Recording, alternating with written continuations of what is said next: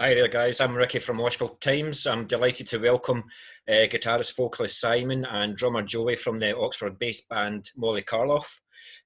So it's delighted to see you guys. So first of all, it's been a while since we've chatted, and the world seems to have turned to shit. So how you guys been doing? We're all right. Not been doing anything really. Just literally doing fuck all. Are we allowed to swear in this? Yes, you are. You can say exactly what you want. So that's actually moves on to the next question. So, like with the lockdown, then have you been using the time constructively to write more songs or anything? Well, yeah. I mean, writing songs and actually then going and rehearsing them and getting them to a point where we go, right, do we want to keep this one or do we want to throw it away? That obviously hasn't happened. I think the only stuff I've done is we sort of got moaned at a little bit for not doing stuff online. And so I kind of went and did I never learn any cover songs. So I literally went and learned a few cover songs or finished songs off and posted a couple of videos up on our band page. And that was about it really. It was more of loads of other bands are doing it, so you should do it too. Yeah. We have got a video that's, haven't we, Joe? We've got another video that's not quite done yet. I think we're waiting on Dan finishing some bits off or something or other. But that's a cover song as well, so it's not like we've got something really hot in the pipeline that's ready to be released. But yeah, other than that, and so is the video? Was it done like pre-lockdown, or is this going to be a homemade? No, it was done during lockdown. We all did our bits separately. But basically, it's kind of like we all videoed ourselves like on iPhones and stuff. Yeah. And sent all our bits in over the web. Recorded the tracks, and then I glued it all together in Logic. And that was a bit of a ball ache, I think, but. That's literally, I mean, there's not a great deal we can do because all three of us are kind of dotted around Oxfordshire, and there's nowhere really to sort of rehearse or anything. We did an online festival a while back, didn't we? And that was a bit of a shambles, but nice to stretch our musical legs. So up until this point, how have you been keeping fresh? How have you been keeping fresh during this lockdown? Well, I don't actually have my drums with me in my place, so I've been without. It's been pots and pans for the last 3 or 4 months. And for this video Simon's talking about, I had to just make do with some hastily made cardboard Sabian cymbals and some pots and pans and make the best of it. And the music was done on, just clicking it in on the computer. So, that's one thing about Molly Karloff. They're fun band. There's always a lot of fun. So doing something like that, I'm looking forward to seeing the new video then. Yeah, I like to think I'm playing a Paper Jams guitar.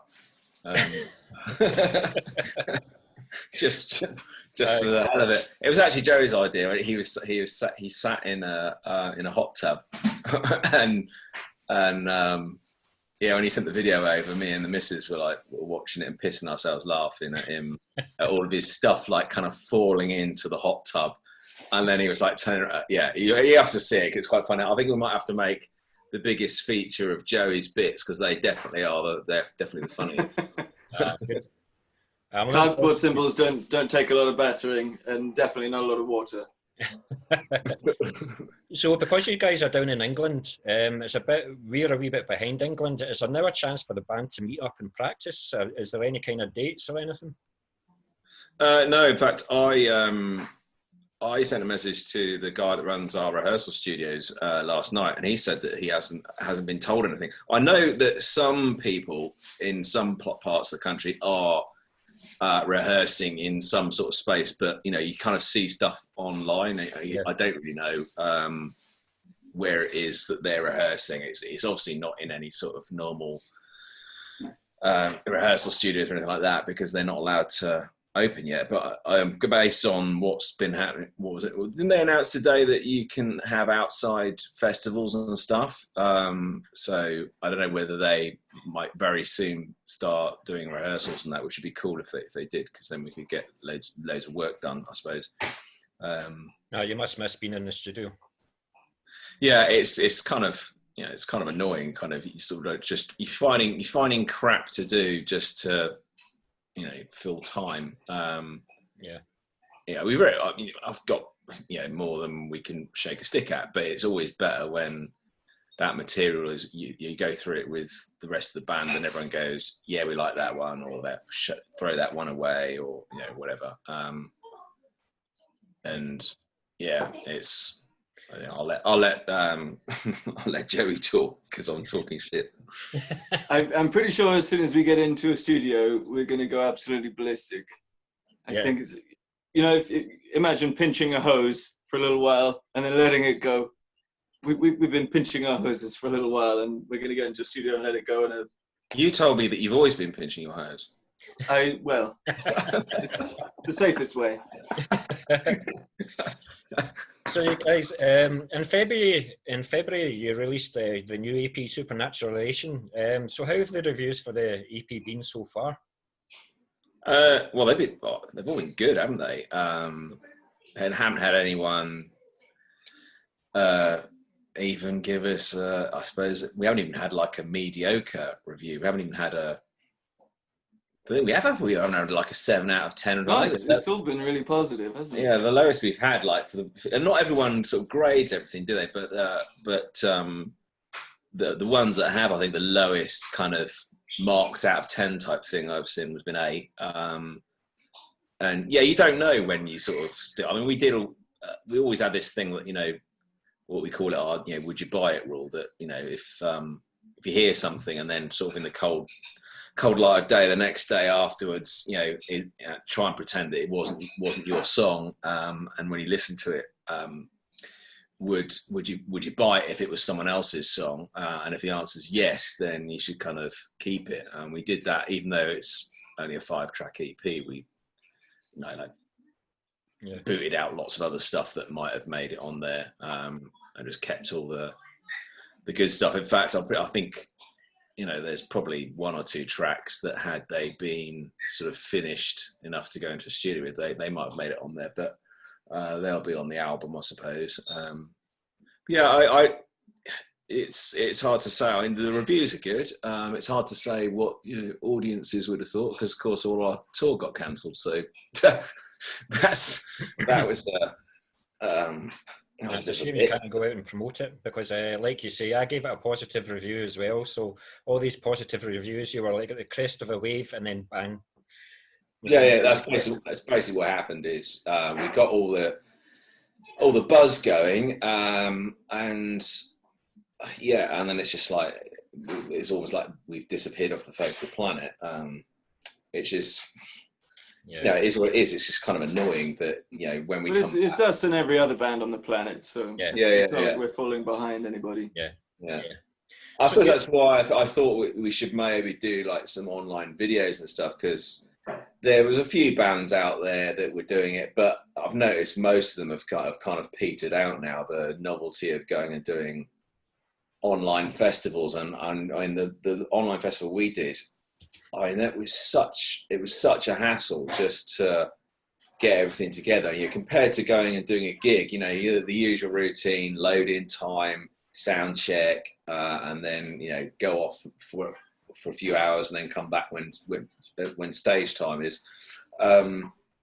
Yeah, it wasn't like that. It was like 10 times as much work just to do an online festival, which you don't think about when you agree to do it. You think, oh yeah, that'll be okay. And it's like loads and loads of work. So I think, yeah, we've done one of those. I don't know that we do very many more like online things, because they're a bit of a hassle. Unless you can kind of do like some of the big artists do, where you just kind of rock up and there's a crew there, and they do all the technical crap and recording the audio and the video and everything. That'd be all right. But Yeah, I suppose it's a bit like going to a gig and you've got to do the sound engineering and the lighting and everything else yourself. That's basically what it's like. So yeah, it wasn't. That's fun. a wee bit of a learning curve for you, though. What works for you and what doesn't work for you. So you recently released your video for your last single, She Said. So how was that made and how are the responses for that been so far? And if you can maybe explain a wee bit about what She Said is about. Well, I went through hours of prosthetic makeup to make me look like this fictional character called Sam Thorne. That was intense, and you work up a lot of sweat when you're drumming too. I'm amazed it did not fall off. Your face did start to fall off, didn't it, at some point? And I don't know why it did that. I think it was because it was the deception that she was worried. You know, the whole song is about this woman taking home a bloke and finding out he's completely different. He's got a rubber mask on, and it's what she said in the morning. No, it's not about that at all. Scribble that out. We're being silly. We're being silly, Simon. Answer the question properly. It's kind of generic, really. It's one of those kind of songs that's about not settling for what you've got, not going, not being stuck in a little town and doing the things that people expect you to do, going out and seizing your opportunity and going for it. And it's kind of juxtaposed against a background of people being sort of sat in a humdrum life, 9-to-5 job, things pissing, the usual sort of shit that pisses people off and gets people down. The video kind of sort of touches on that a little bit. Woman in a bar, pissed off, having an argument with a boyfriend or whoever it is. She's having an argument on the phone, and it's, do you sort of give up and drown your troubles in drink, or do you go and do something else? And that's it's hard to put that across in however many minutes the song is, whatever it is, 3 minutes, call it. But I don't like being like really explicit about what the song's about, because a lot of people will listen to a song and go, "Oh, I think it's like that," and say that if I come along, you want to be ambiguous enough. So that anyone can relate to it. Yeah. And if I come along and say, "Oh, the song's actually about this," and kind of be really explicit about it, it kind of ruins what other people would have taken away from it. It's almost like, I don't know, it's kind of like you're, what's the word? Discrediting their viewpoint, which is not. I don't think that's right. It's, if different people take different things from something, then just let them get on with it. Unless your song is obviously about one particular thing. It's like I don't know, if you're Rage Against the Machine, you're writing a really political song, then fair enough. It's obvious in those cases. But I think it's good to leave things a bit vague. It was you just mentioned Rage Against the Machine. I'm going to be ultra rock and roll. I mentioned Gilbert O'Sullivan. He said he'd never explain what, I forget what it was, maybe Nothing Rhymed. I can't remember, but he didn't want to explain. People would keep asking him, what's it about? What's it about? And he said, I'm never going to say it because everybody's got their own idea about what it is. And if I say that, it's going to spoil it. Yeah. No, that's a good answer. Thank you very much for that. So for those people that are new to the band, how would you say it compares to the debut EP? And do you think you found the sound that you've been looking for with She Said, for example? Or do you think you'll keep on experimenting? Or I think it's a lot more cohesive than the first EP. I think as a 5-track set, it all ties in with itself a lot tighter than the first EP does. Yeah. The first EP was recorded live, so we kind of just went into the studio. I don't know why we had this kind of thing about let's capture how we sound live, and so we went in and we literally everyone was in the same room with baffle boards and screens and stuff to try and stop bleed through from one instrument to another on the different tracks. We just did 3 takes of each song, and then picked the best of the those 3 takes and went from there. I think the only thing that didn't go down in the live session were guitar solos and my vocals, and that was it. So it was all done and dusted in a day. And looking back, I probably wouldn't do it quite the same way. I probably would have gone, okay, this is a live album, and actually done it properly live. It was almost like I don't know what we were thinking. Maybe we were thinking it was a hark back to recordings in the 60s and 70s or something like that. I don't know. You do things that way for the energy of a live performance, but I don't think the energy is lacking in a sort of more. No, there's no lack of energy on the second EP at all. But yeah, I suppose it depends on where you record it and the people involved and all that sort of stuff. And yeah, Joey's right. There's a little bit more thought in the in the continuity or cohesion between the tracks and the songs, and the arrangement of the songs and all that sort of stuff.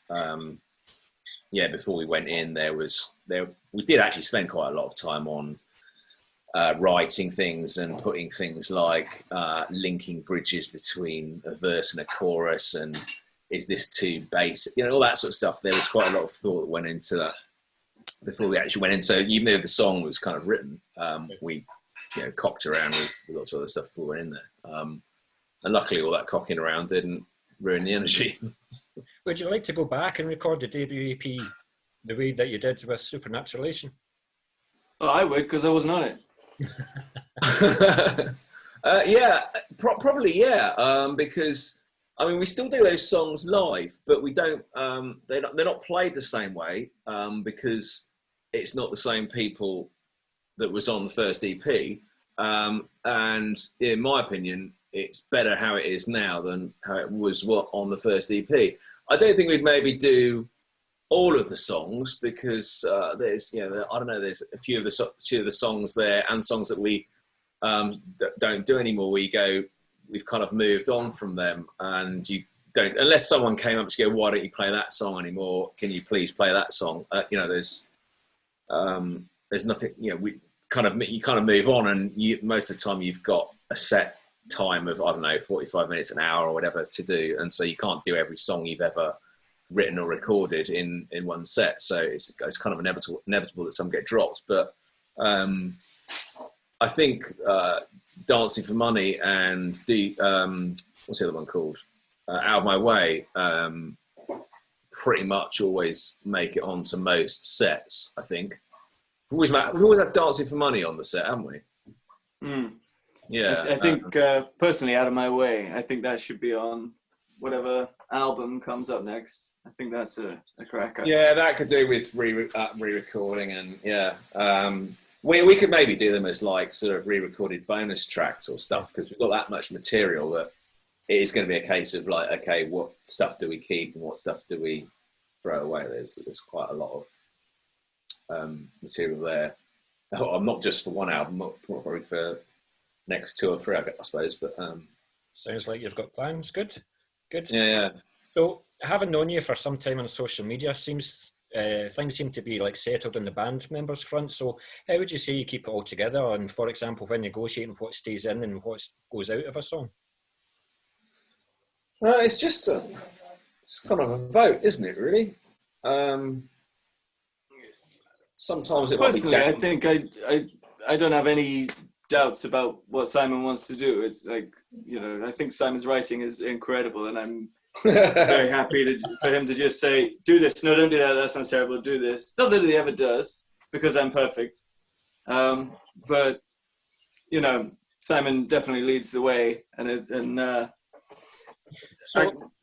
gives me the freedom to put a little bit of my own flavor into it. But apart from that, it's just kind of, we don't even really discuss it that much. I think it just kind of naturally. Yeah, unless something's not working, we don't really. I mean, like, Dan had a bit of time out from the band, and we found that there was quite a lot of sort of discussions going on about, we should change it. And then when Dan came back, it was like, no discussions needed again. Just kind of get on with it. It kind of well, I think Joey in a rehearsal made a comment, "Oh, it's the dream team's back together," and it just everything just kind of clicks.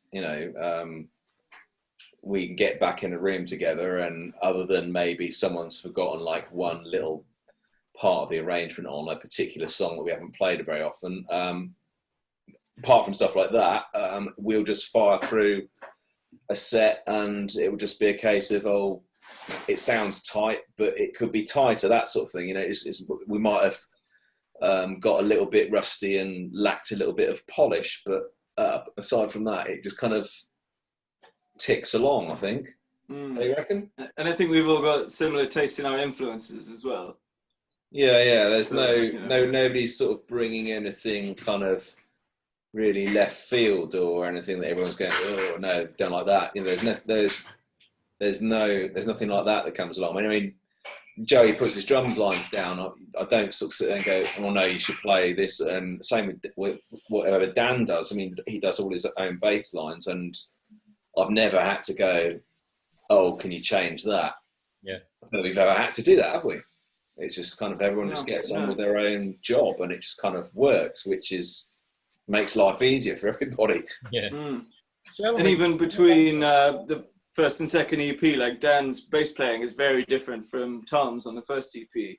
Yeah. But what Dan does when we play the first EP live just kind of clicks and fits, and it's so kind of energetic and raw and gorgeous. It all just flows really nicely. So how long have you been in the band, Joey? I joined in October, November. So how did you come about like joining the band? Did you have to do like a couple of rehearsals? Well, we met because my other band supported Molly Karloff ages ago. I remember seeing this band and thinking, oh my God, this is incredible. I could do a better job of the drums though. But didn't say anything for a couple of months, and then saw they were advertising for a drummer. Actually, no, it was Simon got in touch with me, and because we met at the gig, and said, you don't know any drummers, do you? Because I was playing guitar in the other band. And I said, actually, yes, I do. And came in for a couple of auditions. But I think it gelled pretty quickly, and went from there. Yeah, me and Dan brought Joey in for a second audition, even though he'd already decided that he'd got the job. we made him do a second audition and didn't tell him to the end of that. And there wasn't any other auditions. He was the only person doing a second audition. I auditioned for drums, but the first gig I played with him, I was playing bass because we had a spare drummer, but didn't have a spare bass player at the time. Oh yeah, I remember that. Yeah, that was the green Halloween. Yeah, Halloween. That was it. Yeah. I forgot about that. Cool. So obviously there's not going to be any live shows in the near future. Like, did you have plans for this summer, and do you have any plans for maybe next year? Well, yeah, we had a whole tour lined up. I think we only did. I think we only did 2 dates of the tour. Did you see that out there? Yes. I bought that for our tour, and then the tour never happened. Tell him what she's called. She's called the Red Hot Susan / the Molly Rocket. And it's got a bar inside, which is fucking awesome. Hope you don't get stopped by the police then. Well, yeah, Joey has to sit up the front. He's driving, and me and Dan just getting shit-faced in the back. So how many dates were on the tour? Was it like UK, or were you actually? Yeah, it was. Well, there was going to be 2 parts to the tour originally. So there was like the one that we advertised. The dates that we advertised, that was part 1, and that went up as far north as, I think, Bolton was the furthest north it went. And then in the second half of the tour, which would have been, so we would have been just about finishing off the first leg of the tour now, and announcing the second leg, which would have covered, further north. So like, Newcastle, and into Scotland as well. But of course, none of that happened. And we've got a couple of dates lined up with. There's Hard Rock Hell in. The meeting has been upgraded. Okay. October or November or something, isn't it? Hard Rock Hell. There's Hard Rock Hell in November, and then there's another Heaven and Hell Fest, which I think is around the same time.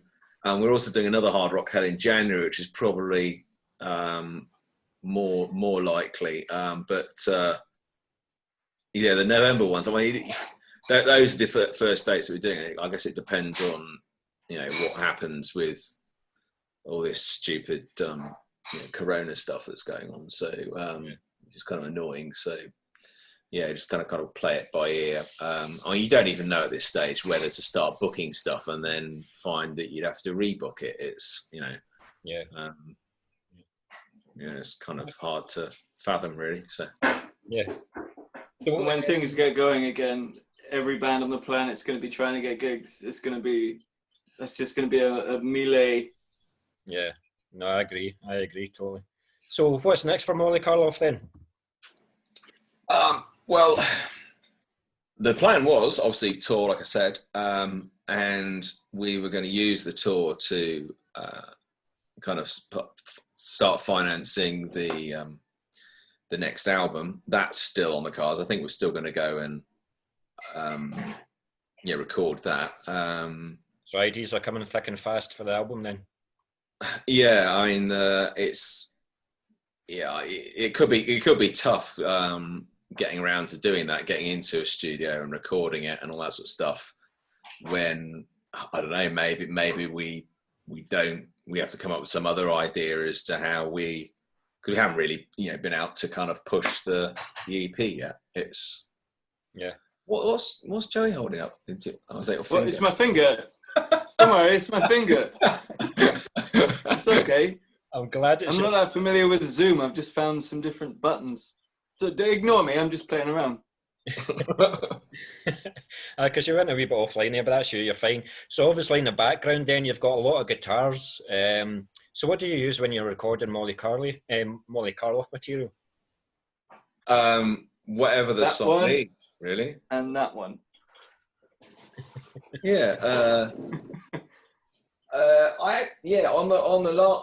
On the last EP, I was grab the baritone. That's the sexy one. I was playing the Fender. Is the baritone hanging around here? Where is it? The baritone's not even out actually at the minute. How many guitars you have? I don't know. 2, 3, 4, 5, 7, 8. 1, 2. 7. Yeah, I've got 13, and I'm the drummer. It's not about the quantity; it's the quality. I don't own any quality guitars. Well, we've got a couple of minutes left then. Your guitars, do you have like a guitar that you wish that you could have, and would you sell all your other guitars to get that guitar, or? I don't know, because I've had lots of different guitars over the years, and apart from the ones that I've sort of sold, I do sort of flip between guitars depending on, because they're all different, they're all different sounds and all that sort of stuff, and you kind of can be into a particular sound and then into something else for a while. So it's I don't know. I would definitely like a White Falcon, a Gretsch White Falcon. That will set you back a few quid. Yeah, exactly. I still keep meaning to go and get like a Super Strat guitar, like an Ibanez or something. I used to play one a few years back, with the Floyd Rose trem and all that sort of stuff.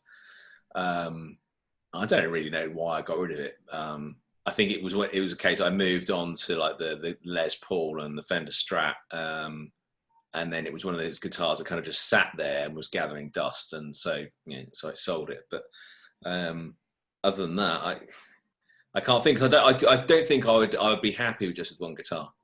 Yeah, I'm not a one guitar man. Yeah, other than I wouldn't. I don't think I'd get a White Falcon and replace all my other guitars. I'd only have one of those if I could keep all my other guitars as well. Right till you break a string.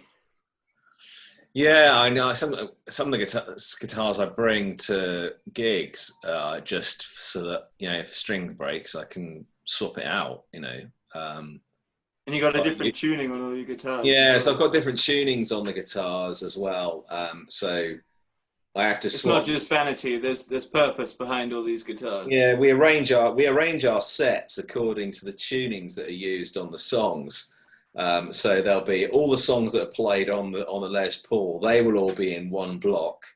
Then the songs on the baritone, they'll be in one block, and the songs on the Fender, on the Strat, they will be in one block. And that's probably not the best way. If I had a guitar tech just handing me guitars all the time, then you could swap around and you wouldn't worry about it. You could literally throw one guitar and pick another one up. But we're not that big yet. Well, I haven't got enough money to pay a guitar.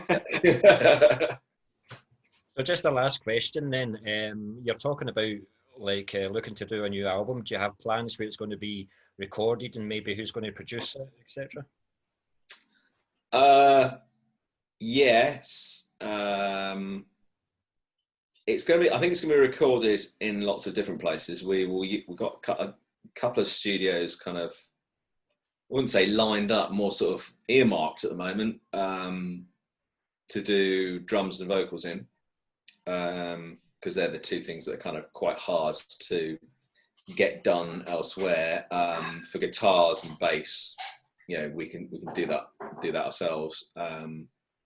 But then after that, yes, we have got a producer lined up. But if I mention his name, it will ruin some other stuff that we've got coming down the line. So it's Bjorn from ABBA. You're not supposed to say anything. Is that why you're growing your hair like that with that beard? It's like a homage. It's like a hobbit. That's good, guys. That's good. So where will people find Molly Karloff on social media then? Tell us the sites that you're on. I'm glad you said all social media, because I'm going to say in the pub, but yeah, no. In a ditch. in a ditch. What we got? We got a Facebook. Well, yeah, we're on the Book of Face on Instagram. We've also got a Twitter account, but I hate Twitter. It's full of Trump's on there for a start, so not a good place to go. Yeah, Twitter, Instagram, and iTunes. What are we on? We're on all the streaming platforms like Deezer, iTunes, Amazon, Spotify, YouTube. We're on YouTube as well. I'm not. There's too many. They need one social media platform that we can just spit everything out to everyone wherever they are, so you don't have to keep going around and posting loads of stuff all over the place. Take that out. Yeah, obviously our website, mollykarloff.co.uk, that kind of feeds out to everywhere else. Yeah, I don't know what. Yeah, that's about it, isn't it? I can't think of anything else. It's mainly Facebook and Instagram, I think, are the big ones. Yeah. Right, guys. I thank you very much for your time and sharing things all Molly Karloff, and a couple of wee personal digs in there as well against one another. So good to see you guys. I'm just going to pause the record now. All right. Cheers. Okay.